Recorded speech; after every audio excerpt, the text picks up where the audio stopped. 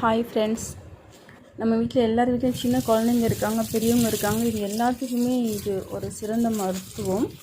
ஓமவள்ளி கற்பூரவள்ளி சொல்லுவோம் இல்லையா, அதுதான் இந்த மருந்து. எப்படின்னா, என் பையன் அதாவது குழந்தையாக இருக்கும்போது இந்த பாட்டி குளிக்க வைப்பாங்கல்ல, அவங்க சொன்ன மருத்துவம். அன்னையிலேருந்து இன்னைக்கு வரைக்கும் நான் என் பையனுக்கு இதுதான் கொடுப்பேன். எங்களுக்கும் சரி, பெரியவங்களுக்கும் இந்த இது தான் நாங்கள் ரெடி பண்ணுவோம். ஒரு 2 டைம்ஸ் இல்லை 1 டைம் குடித்தாலே நமக்கு சரியாயிடும். இந்த கற்பூரவள்ளி இருக்கு இல்லையா, அதை பறிச்சிட்டு வாஷ் பண்ணிவிட்டு இந்த மாதிரி ஸ்டவ்வில் காமிச்சு அதை ஜூஸ் எடுத்துக்கோங்க.